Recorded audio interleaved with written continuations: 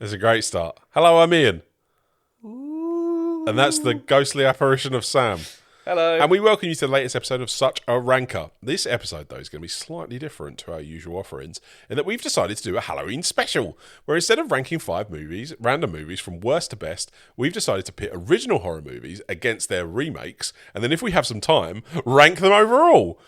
I What do you feel mean like we could be time? taking the piss with all of this ranking, but it's the Such a Ranker podcast, so I thought we'd better take it. Anyway, let's kick things off with our pairings. What movies are we comparing, Sam?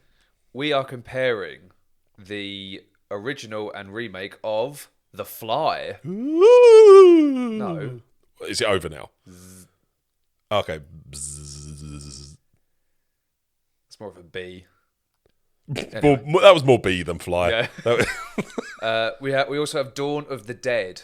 was- That's more Nosferatu, which is the next film on our list. No, Nosferatu is I want to suck your blood. That's Dracula. That's Nosferatu. No, it isn't. Then we've got Hills of Eyes. It's The Hills of Eyes. I'm not sure what sound effect I would do for that one. Well, it's... That's a I see. nuclear bomb going off. Okay. And That then, was more grenade. And then we've got The Evil Dead. Oh. Yeah, that's easy. That's just laughing. That's say laughing giraffe. Yeah. Then Yeah. Laughing giraffe. laughing moose. Laughing. What's that? What was the thing that laughs? Is it a moose What? in Evil Dead? Monkey? A moose? Yeah, I'm for Evil Dead 2. Oh yeah.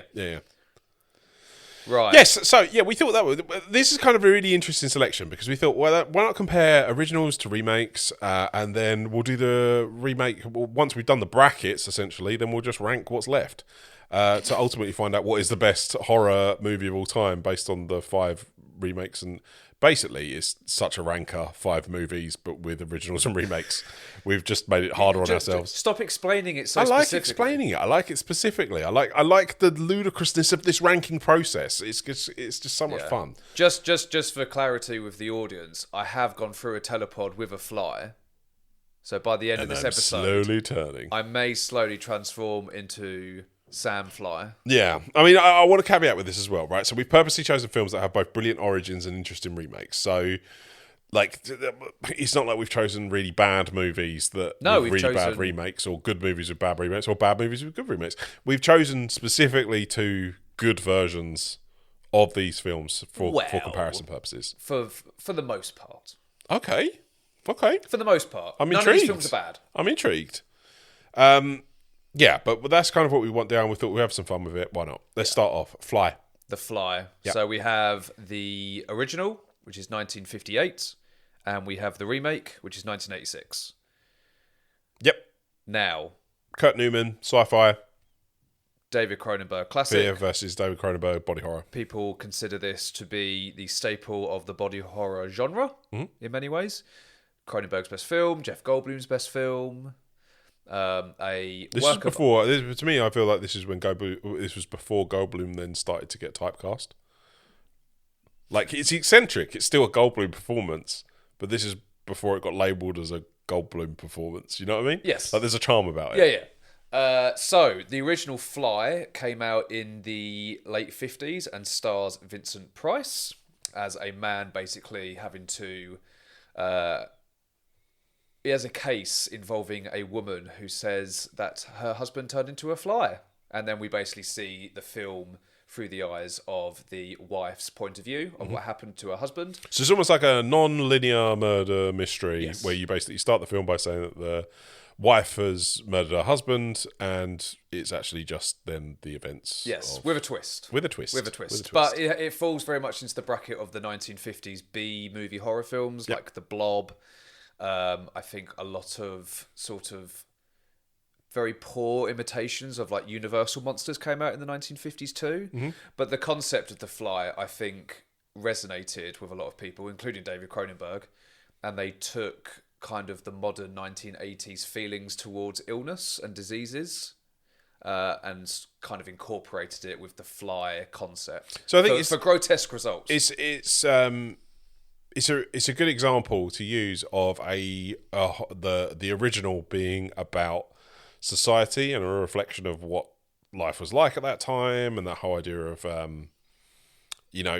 the science, the unknown, where's this going to take us? And things were rapidly, after World War II and stuff like that, there was rapid kind of growth in science and so on and so forth. So it's a very different horror film. Like when you compare it to things like The Blob, the 1,000-Foot Woman or whatever it is, and all stuff like 100-Foot Woman, all those types of things, you're looking at a very different horror film. That's fear of the science. And then what Cronenberg did was he took it, made it much more personal, made it more emotional, made it more emotive, and then made it more about fear of disease, or like it made it more of a metaphor for disease and so on and so forth. So very different approaches, but the foundations are pretty strong. Yeah. What would you say is your favourite of the two? This one's quite hard. This one's hard because it's really difficult to place yourself in either of the time frames to know exactly what it would have meant at the time. Whereas I think the 84's The Fly is still closer to the type of cinema that we know and love and what we fell in love with. So I think I would turn around and say the 86 version is more my film because I like the meanings and what it's trying to do and the emotional storytelling that it tries to do. Love the performances. Comes up with some of the most iconic lines in cinema. It's then, I don't know if it's unfair to compare it to the 1958 one because that type of horror now feels quite kitsch in a way. Well, you have a very reliable performance by Vincent Price, and I think it kind of follows more of a structure, I would say, like a sort of like standard structure, because The Fly, the remake, kind of, it starts in one way and then like completely dissolves into like this horrible tragedy that in the first like 20-30 minutes you can't even like comprehend. Where the original Fly sort of follows a much more, it's basically from the off that like this, something horrible has happened, a man has died, we need to find out what happened. While The Fly, I mean, it's bordering on like a romantic comedy.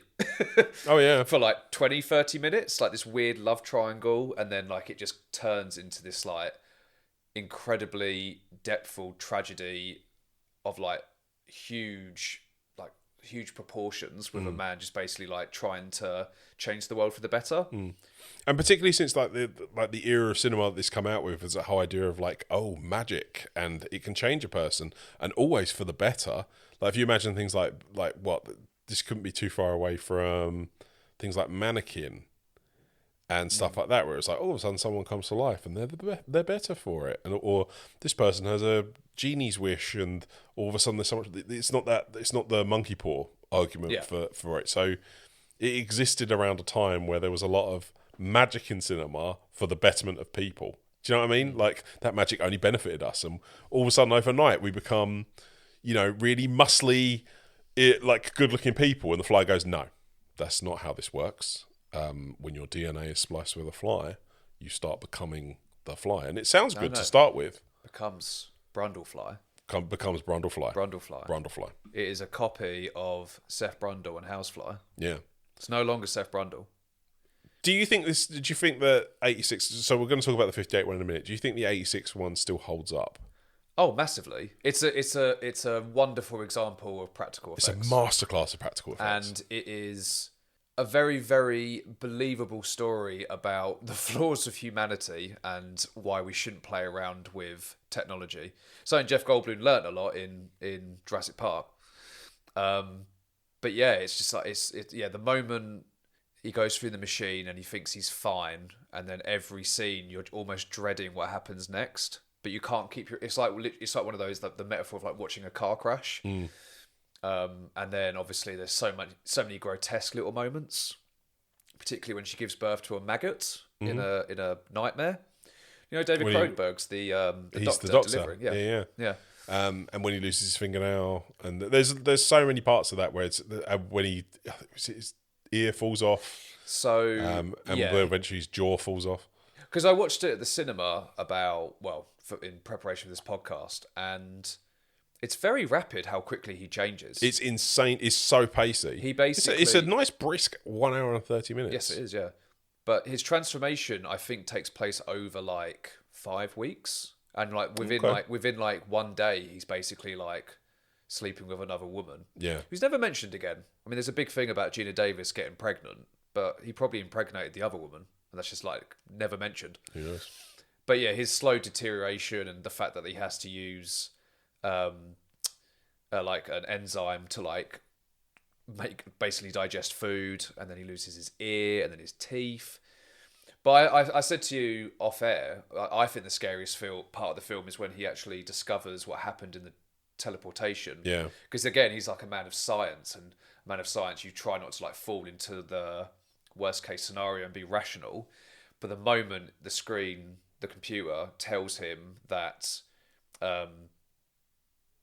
they have basically been combined in terms of like the level of DNA. They are now like a new hybrid of Brundle and Housefly, and he realizes that he's screwed.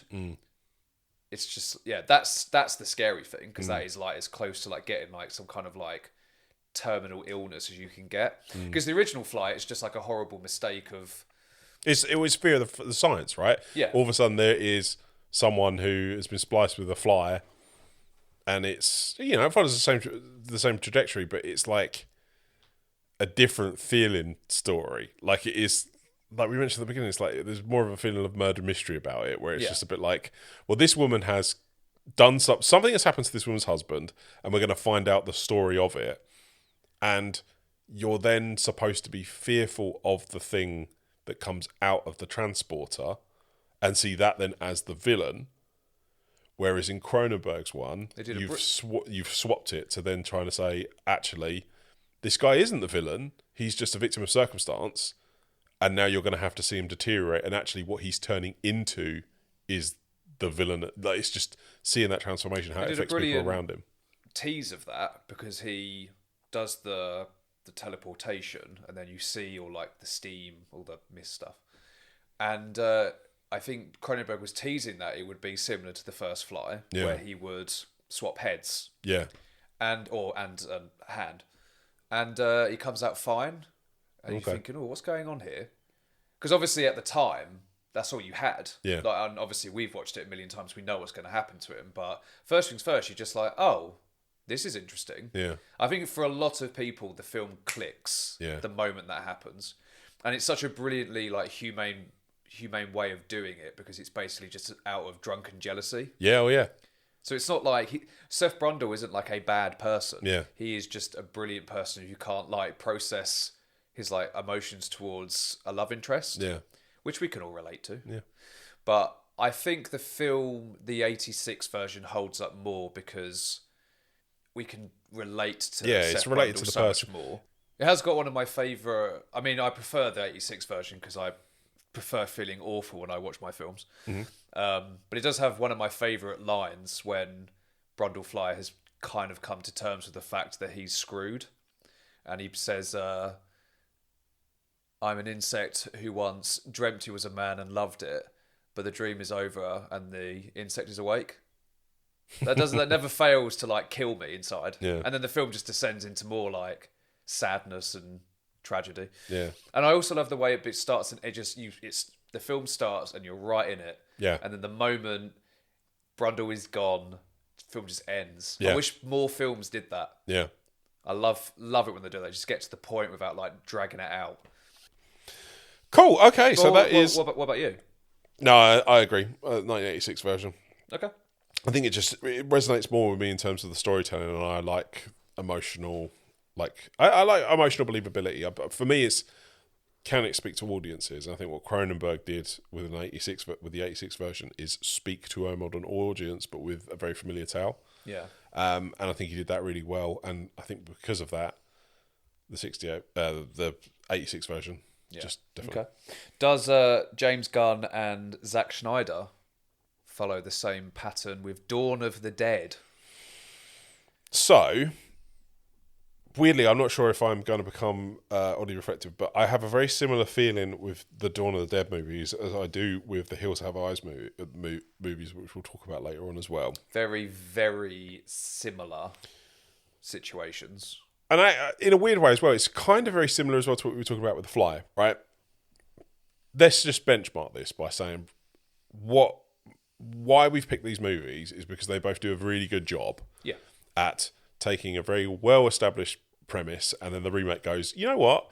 I can't do what was happening back then. I can't create the same level of fear. I can't create the same atmosphere different time. because we're in a different time. And they change things to fit the audience or to fit what then will come. No more so can you see that with most of the films on the list, but I genuinely think the template for that discussion is Dawn of the Dead. Romero's version was a satire on consumerism, compliance, civilized society, what we're buying into, what we're paying for, so on and so forth. It is just a massive, massive satire of all of that stuff. The Zack Snyder one is, well, we can't do any of that because it's 2004. So we're just gonna make a zombie movie. Well, it was. I mean, and a good zombie movie. I'm going to say it's a good zombie movie. I think it's a very what's the word, like, to the point zombie horror flick, and I think that's what they were trying to do. Zack Snyder's one. It's just a survival movie. The post 2000s, obviously, you had 9/11, so I think a lot of films had a more like bleak aspect and just very to the point of like what people want. And I think this film did a very good job with that. Yeah, it's a good survival horror movie. It's hilariously my favourite Zack Snyder film. Yeah, I would probably say the same thing. I mean, it's got the best, not only the best first 5 to 10 minutes of like a zombie film or what you want from a zombie film, but the intro is fantastic. Mm-hmm. Sort of showing, because they never. It's a great intro. They never really show like the collapse of society. Yeah. So much. It's always the aftermath of like everything's already gone, and I think it does a really good job of like sort of filling in all that stuff. So that's the two things that it has in common with Romero's version is they actually do both do quite a good job at setting the scene quite well. In as much as, like, I mean, the opening 15 minutes of Romero's version is them all sitting around in a news, come out, just, like, literally shouting at each other, saying, "No, these theories are done." It's basically COVID, what happened during COVID. Yeah. As all this stuff just falls into chaos. Whereas, again, Snyder's version is a very literal version of, well, what happens to everyone outside? So this is what's going on in the newsroom versus this is what's going on outside. And they do quite a good job then at both setting it up. That's really the only comparisons that you can really make between the two of them. But I think it's to the audience. I mean, when you go back to 2004, I mean, you're looking at like real, like, quick cuts, quick edits. Everything's in black and white. Everything's got the light 7. You know, it's all there on screen. And Dawn of the Dead is as guilty as that as any other movie from that time. And we're going to talk about Hills Have Eyes in 2006 soon. Exactly the same. It looks like Saw. It's basically just, oh yeah, we've got to make Saw, so we'll do 2 Hills of Eyes. So they're just two very different movies, but because they're aiming for different heights, let's say, or they're aiming for different narratives, they're aiming for different meanings, they just work. They work on their own. They work on their own terms. Romero's one in particular. So I'm gonna go out on a limb and I'm gonna say Romero's version for me is the better one. It's so hard because the first one is undoubtedly got a lot more to say about society and where kind of America was in 78. Is that the year it came out? Yeah. But the 2004 one has a very lovely place in my heart. I must have watched that film 4 million times on a PSP, if you remember those. Well. And I think it's probably my favourite zombie film in many ways. Like, in terms of just everything I want from like a zombie film. Yeah. It kind of ticks every box. So, I suppose that's the thing. Dawn of the Dead was essentially like the second zombie movie at that point, right? Like, before that point, you'd only had Night before that. And there would have been some knockoffs and that running around and copycats that were going that year. But then there's Romero coming back to do his Dawn of the Dead. So there's elements of like zombie lore and things like that, which by the time you got to 2004, there was a lot more zombie, right? So like people then understood more what zombies and that were. Expectations were different. Well, we had 28 Days Later, and that kind of gave, because I can't think of any 90s zombie films off the top of my head. felt like the zombie genre was basically gone. And I think 28 Days Later, obviously, they're not. It's a debate till the end of time, but they're not zombies in 28 Days Later. They're just infected crazy people. But I think that they obviously thought, oh, people like running zombies, and that kind of like changed it. And I think Dawn of the Dead does like such a brilliant job of doing that. I also think all the characters are really likable and interesting. That was always a thing as a kid where I was just sort of like, because there's so many characters in this film. There's like 15 characters that you have to kind of like get behind. And Ty Burrell's in it. I know, it's so weird. I remember watching Modern Family, And he's I was the like, bad guy in it, I was right? like, it's Steve. Well, he's kind of like semi-bad guy. He's the arsehole of the group. Yeah, he is. He's the douchebag, I suppose. He's like I don't care about anyone here but myself. So, and that's the thing is, I find it very difficult to compare the two of them because they are essentially different movies. Right? They are. It's like comparing They are. They've got the same name, obviously, and it's the same kind of like premise in terms of like these people holding up into a mall. How will they survive the zombie apocalypse? And they just it's a survival zombie movie, right? That's it.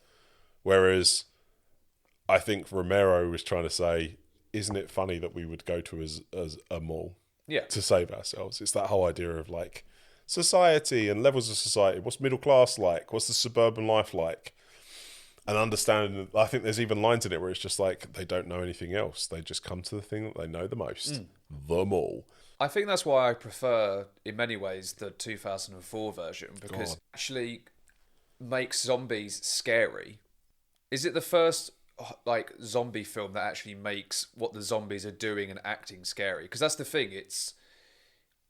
There's no evil human element in this film, really. I mean, Ty Burrell is the closest that we can both think of, and he's not exactly much of a threat. Because you didn't really need that aspect because the zombies were so realistically a massive threat in this film, where really they hadn't been before. The thing that was scary about zombies for me until 2004 was the look.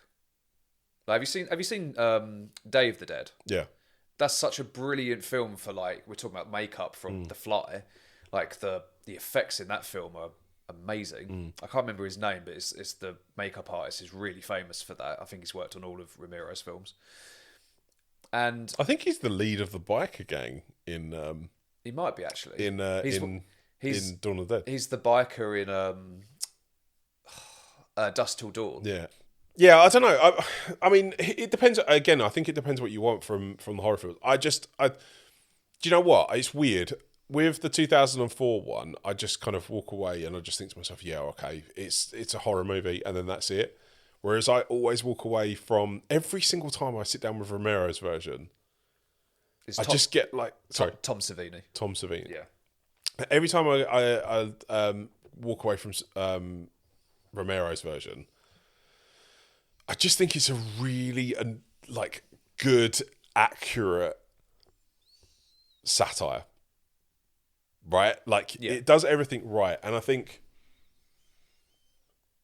what Romero's one does that they try and do in 2004's one, and have done consequently better in things like The Walking Dead and all of that lot, is show you that regardless of this scenario and what's going on, your biggest threat is other humans. Speaking from just my taste, I always think the human conflict element in a zombie film is the weakest part. But that's just from my personal taste. I may have that because I saw Dawn of the Dead, but before really anything else. I think Romero does a very good job of making it very clear that the stupidity of humans is eventually what brings them down. Yeah. It's even in like Day of the Dead. It's that whole idea of like, you can't find... I did read like an interesting article around this when I was kind of looking into it. I was like, there's that whole idea of being spiritually empty. A zombie is just someone who has no spirituality or has no concept of spirituality and knows any of that stuff. And are we just now going down the same route with this consumerism? We're putting value in things which ultimately are, lifeless, in a sense. Like, why do we care about how big our TVs are? Why do we care about what cars we drive? It doesn't really give us anything. Like, it's quite soulless. I think that kind of sums it up, though. It's what you want from your zombie film. You like the reflection on society, Where for me, it's just basically how The zombie is the threat. the zombie is the threat. How do you deal with this? How do you survive this? And can you survive this? Yeah. And that, I think Dawn of the Dead, I mean, both films obviously do a brilliant job of kind of showing that. Yeah. But I completely understand your points about the 70s version. It's got a lot more going for it than Dawn of the Dead 2004. But I think from what I personally like from that kind of scenario, I think Dawn of the Dead 2004 is more my thing. Okay, so we're both coming at this from a very different point. Yeah. Can I just pick up on a flaw of the Romero films? Yeah. Which I don't think you can dispute with the 2004 Dawn of the Dead. It's very hard to buy that the world would be ended by these kind of zombies. So you have to kind of buy the idea that these very slow walking people, or dead people, have actually completely rendered society basically finished. Where I think the opening of the 2004 Dawn of the Dead is a brilliant kind of showcase of this could actually happen. Yeah, but that's what I mean, have you seen that's what I think. So the director's cut of Romero's version, there's quite a bit of detail around like how like the police and that come to be, and they go through. They basically raid a housing development in I think a low cost income like area of town, and because of things like different belief systems and all of that lot, they keep their dead in the basement, waiting to bury them. So the whole idea is, it's that whole idea that we are connected to these people. We still believe them as people. We can't, like the whole way through, you've got a scientist on TV saying, no, you've got to be logical about this. They're not the person that you used to know. They're this person now. And it's that stupidity of being like, it doesn't matter how slow they are. They will catch up with you. They will get you in their sleep because they're relentless. So I still think there's a threat there, but I think it's a different threat altogether. And that's also then why whenever I watch a later one where there's like running zombies and stuff like that, and I'm like, you're not getting away from that. There's no surviving that. Like, there is no surviving that. Like, it's just not it. Whereas actually the slower paced one, which is trying to tell us somewhat of a different story, there's an element where I'm like, well, it's kind of pointless. Like, you're never surviving this, like, ever. Like, if you're saying that they can run, they can also swim. If you're saying that they are, there's no way that you're ever getting away from it. And I just think to myself, well, okay, like, you're in a mall for 2 hours, but we all know that none of you are getting out of this. Even if you got picked up in a helicopter and flown away, like that's where The Walking Dead has always gone down, where it's just like, you are dealing with potentially billions of these things. You are not surviving it. But that's why they go to the island. They're like, oh yeah, we'll be fine on the island until they're not. Until they're not. Yeah. And so it's just like, oh, okay, well, great. Yeah. I will relent. Yay. And say, although I prefer Dawn of the Dead, Zack Snyder, which is a weird thing to say, liking a Zack Snyder film. I mean, and by that logic as well, you must like Army of the Dead. I fucking hate that film. It's the worst film, honestly. That's the worst zombie film I've ever seen. Okay. Not even close. What's your least favourite? I couldn't tell you right now. I'm comparing these two films. My brain just doesn't work to think about anything else. God, yeah. Army of the Dead. Army's pretty bad. Land of the Dead's not good. Day of the Dead's probably one of my favourites. It's my favourite Romero. Yeah. Actually, Dawn of the Dead is my least favourite of his three. Really? Yeah. Yeah, Okay. I think Night of the Living Dead is debatably the best film of the 60s. Mm-hmm. Like, it's so... I don't think I can think of a film that's more ahead of its time Well, you imagine how impactful that would have than been at the time. Night of the Living Dead. Yeah. Day of the Dead's got the best gore and the most realistic kind of... Like, you can buy a society ends like this. Yeah. And the music's great. Oh, the opening, like... Yeah. Perfect. 80s horror, man. I know, right? That's the place. Anyway, yeah, I'll go with 78 Dawn. Okay, right. Well, then let's move on quite nicely to Nosferatu, 1922's version, and the film that's that is over 100 years later. is the 2024 Robert Eggers version of Nosferatu. I watched 1922 Nosferatu in preparation for this. Yep. It's too old. Are you serious? I loved it. I absolutely loved it. I did this as a double feature. I literally watched 5 hours of Nosferatu back to back. I watched it. I can appreciate it. Just can't grasp it. Oh man, I loved it. I, honestly, 22's version, I was like, this is cool. Like again, imagine when this came out.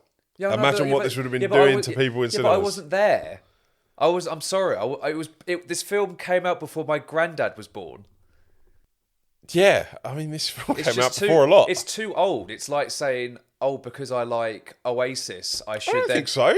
Shakespeare still exists. You still watch Romeo and Juliet. I should listen to the blues from 1928 and be like, oh, okay. No, it's just like Romeo and Juliet and like Shakespeare and all of that stuff. You know this.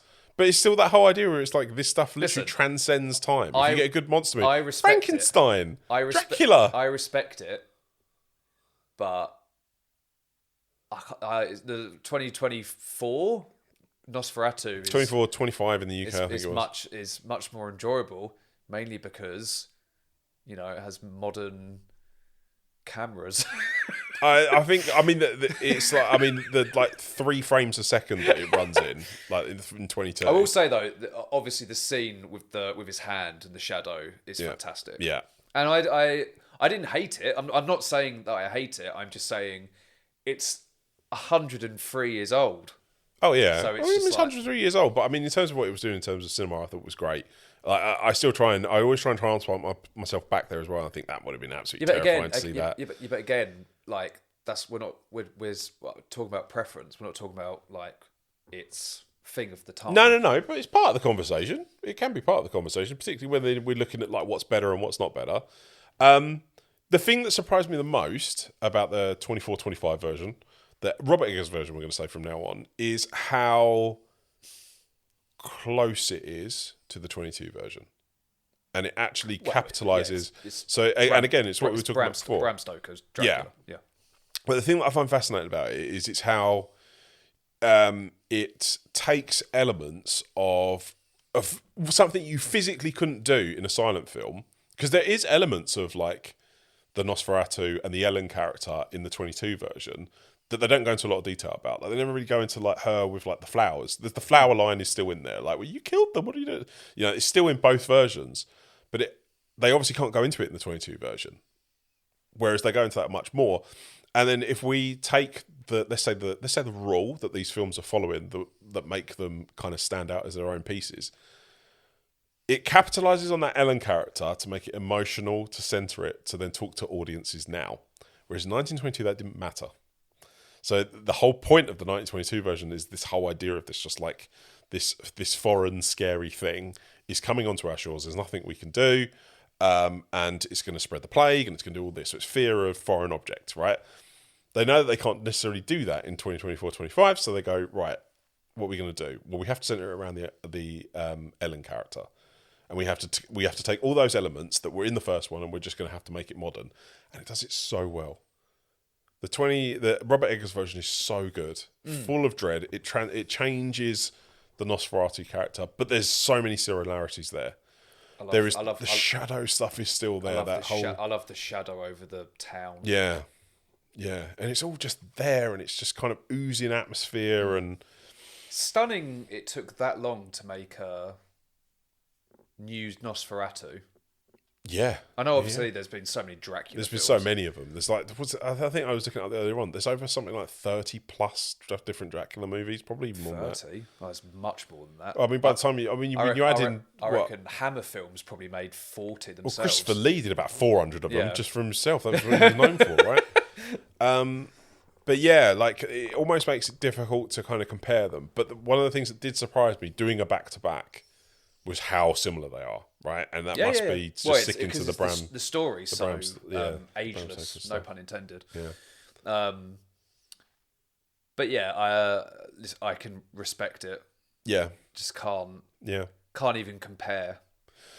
I think they did some really interesting things. So if you are going to compare it, there's that whole more of the in 22. It was like, no, that can't happen. That's not a thing. Like he's like that, like the Nicholas Hoult character in 22. Is like, no, I don't believe in any of that stuff. That's not a thing. He goes to the village and stuff, and there's like, well, you got to be careful, and this is like the Book of Dracula and all that. And he's like, nah, it's not a thing. Throws it on the floor, and it's like, oh, okay. Whereas they wanted it to be more of a dread thing. Yeah. So, you know, when Nicholas Hoult gets into the town and stuff, it's like, oh yeah, we're gonna have a bit more of like almost like a fairy tale element to it. Yeah. It's very fairy tale. Yeah. Like Dracula in general. Yeah, and it's a great performance. It's Skarsgård's performance as the Nosferatu. Oh, is really everyone good. in the 20. Yeah, Robert Eggers knows how to get the best out of everyone. Yeah, Lily Rose Depp is fantastic. yeah. But I really liked Willem Dafoe. He was a really good character in it because he was the thing that you couldn't do in 1922. He's so central to like the narrative as the narrator. Essentially, he's the exposition. So he's so central to the modern audience's perception of what a Nosferatu film can be. He's the key, and Dafoe just absolutely nails it. yeah, well, he's been. And Ralph Ineson's in it as well. It's just a really good surrounding cast to it. Yeah. But yeah, no, I'm going with 2024. 2024, yeah, I agree. I think it's more towards yeah, but that's not to say I cannot say enough good things about the 1922 version. I was taken thoroughly away with it. I was not so much, but you know, Yeah. you like Shakespeare, so you know. So The Hills Have Eyes, The Hills Have 1977 versus 2006. So I watched the remake a long time ago. Yeah. Probably when it first came out, actually. 2006? Mm-hmm. Jesus. And I've always really appreciated it because it's kind of a weird twist protagonist arc. And I've never seen The Hills of Eyes 1 until in preparation for this podcast. And it's Wes Craven, so I was expecting good things. And I liked it, but I thought it would be a closer thing between the first and the remake. But having watched it, I think the second film does a much more interesting job with how they sort of deal with the villains. And also, it's a lot more of a crazy concept based on the villains. So which is hard to get into. We're going to bring this up. This is the fourth film, and it's the fourth. Same to bring it up. It's how do you remake a film for modern audiences? The first film is Cold War era, afraid of conspiracies, what's going on, what's the government doing that we don't know about. As we move further away from that lens, it ages the film. And I think The Hills Have Eyes, the original version, suffers from that more than Romero's idea. Which means then when the remake comes along, I think his name is, what's it, Aha? What's his, the filmmaker? Alexandra Aja. I've probably absolutely butchered that. But when he did the 2006 one, he's gone, you know what, we're not going to do any of that because that's not what people are bothered about at the moment. We're going to make it about dad going after his baby. And holy cow, does that work? That's the thing.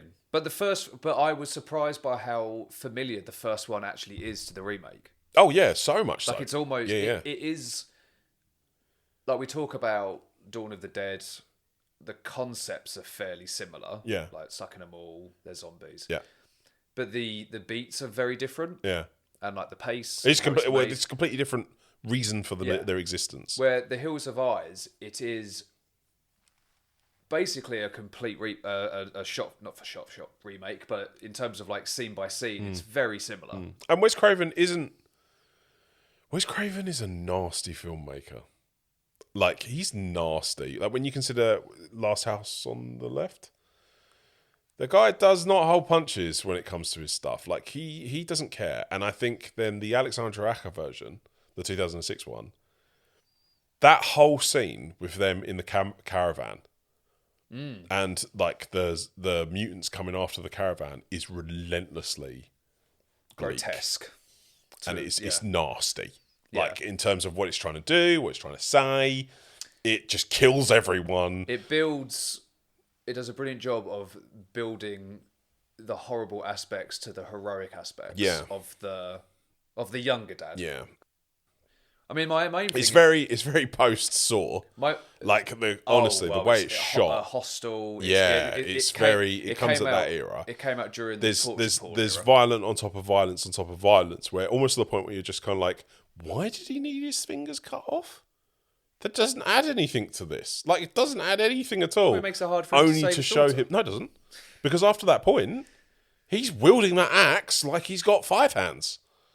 And so it's like, well, no, this is pointless. You just wanted to show someone getting their fingers cut off, because it really doesn't have a point after this. You know, it doesn't mean all of a sudden he tries to click a pistol and realizes he doesn't have a finger. Have you seen Deadpool and Wolverine? Yeah. You know in the scene where Chris Evans as the Human Torch can't be flame on anymore because that mutant X-Men mutant is like taking his powers away. That's the same. That's actor. the same guy. Yeah, because this was after X-Men 2. This was after X-Men 2. So he was riding a high. Yeah. After But I always celebrate, well, not celebrate, because she sacrifices herself and dies. But when the mutant girl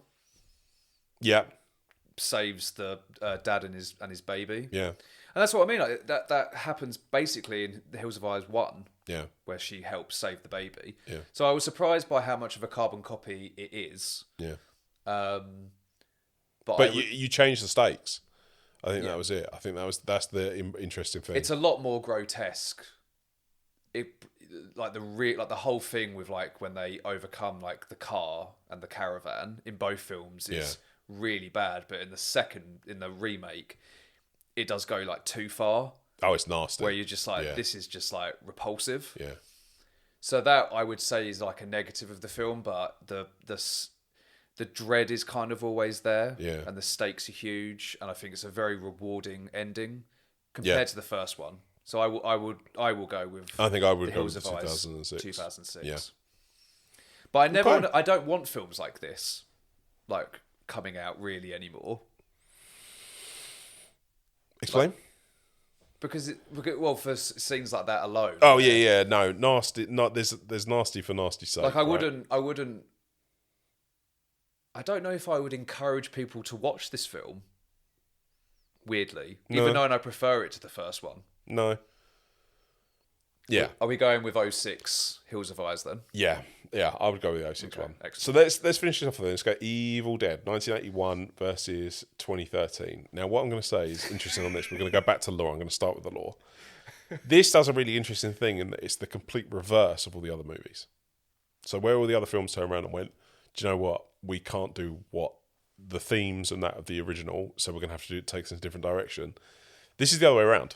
With The Evil Dead, when we're going to make a really low-budget horror film that just celebrates horror in every way, shape, or form, and it's about absolutely nothing. We just want to scare people, and it's going to be really campy, and it's going to be great.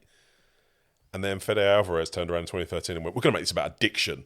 We're actually going to put themes, and we're going to do stuff with this. So it's the complete reverse of what everybody else was doing. Yeah.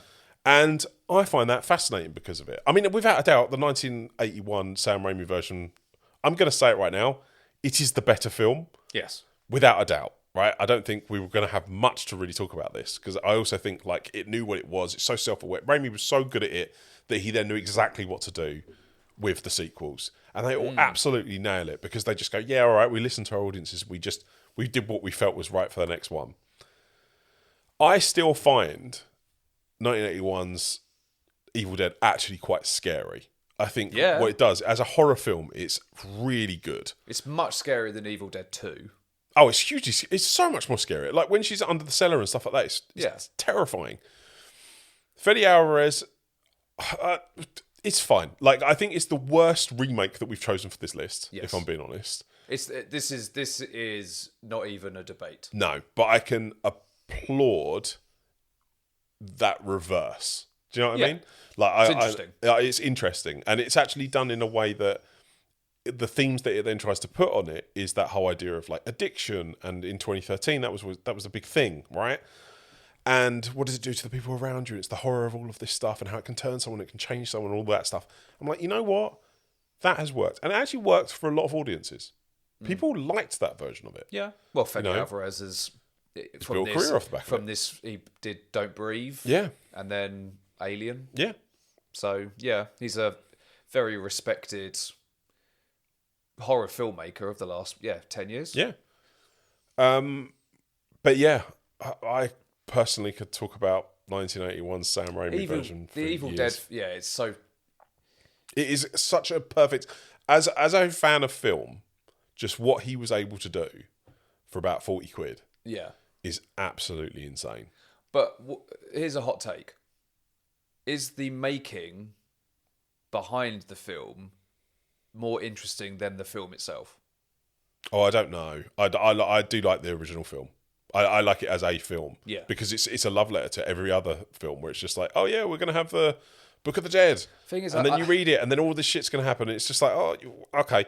It's fairly rote. Like it's pretty predictable, right? Like in terms of what's going to happen. Yeah. But that's also why Cabin in the Woods is so good. Because it just takes... It's almost like it just picks up those building blocks of what Raimi realised about all other horror and just ran with it and just did its own thing with it. And that's why it's its own thing, because it's just a celebration of horror. Yeah. It's a celebration of everything that came before it. It's a celebration of where it went in terms of gore and gratuitous violence and idiot kids, and as a lovely kind of love letter and what it like kind of spawned and what it did. It's just so charming. It's really weird to describe a horror movie like that, but it's just so good. Yeah.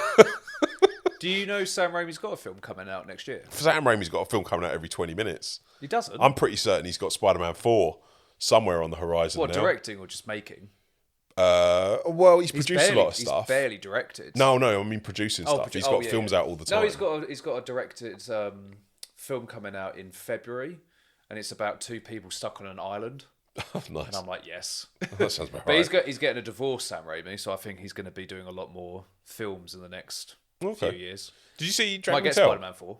Did you ever like Drag Me Tell? No.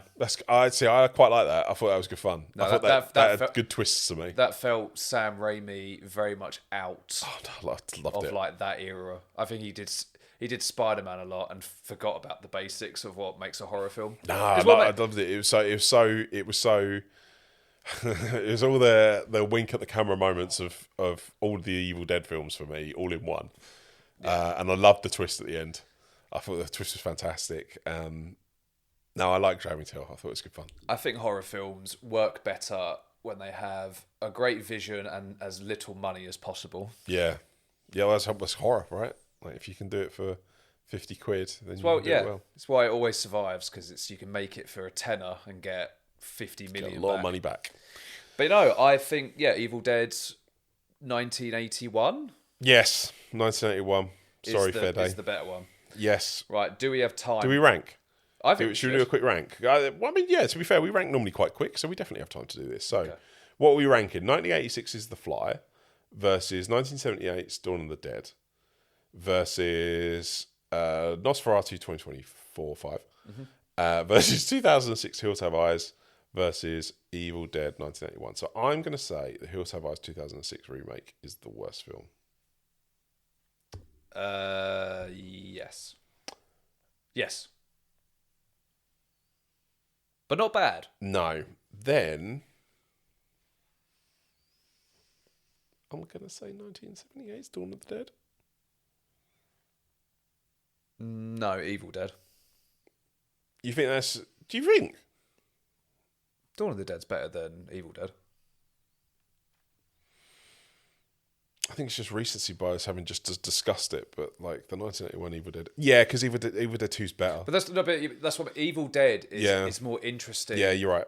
In like the how it filmmaking works. perspective. The filmmaking, yeah. Yeah. Okay. Yeah. No, you're right. So Hills Have Eyes 2006, Evil Dead 1981. Then Nosferatu, I'd say. 2024. Yeah. Yeah. And then I think. Then I'd go Dawn of the Dead, and then I'd go The Fly. Fly's too goddamn good, and the fact that it's a remake and it works so well and is far more memorable than what came originally. I still really like the fact it's an hour and a half. It's only an hour and a half. You like every scene has a purpose. Yeah. It's got, to this day, incredibly unique visuals in terms of like the decaying of a human being. Got a great villain kind of performance by John Getz, who has some of the funniest lines in the film. That is one thing that has people criticise The Fly for, though. It has got like tonal inconsistencies, which I can agree with. But then you kind of need a little bit of comedy in such a grotesque film. But that's where most of these films work. Well, pretty much everything, apart from probably Nosferatu and The Hills of Eyes. The other three films have got comedy in them. Yeah.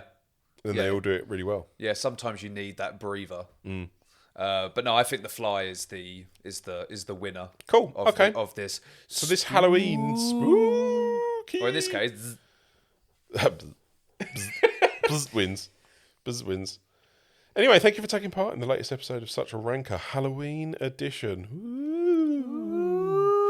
How do you rate our list? Would you do anything differently? Would you even do the brackets differently? Would you remake The Fly again? Would you remake The Fly? Would you remake The Hills Have Eyes again? Would you remake Dracula again? I'll tell you what, I'll quickly have a look at this. I wouldn't remake Evil Dead. I wouldn't remake Hills of Eyes. Nosferatu is a recent film. I wouldn't remake Dawn of the Dead. And I wouldn't remake The Fly. There you go. We've answered that question for you. Anyway, we would love to hear your opinions regardless, even though Sam has just made that decision for you. Take care, and we'll see you soon. Bye.